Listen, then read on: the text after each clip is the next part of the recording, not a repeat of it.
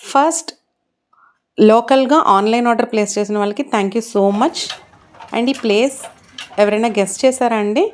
Try చేయండి. మా main production మాది మెయిన్గా టవల్స్ అండ్ షర్టింగ్ క్లాత్.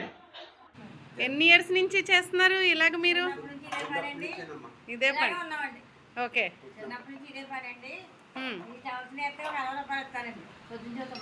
అంతే. ఓకే.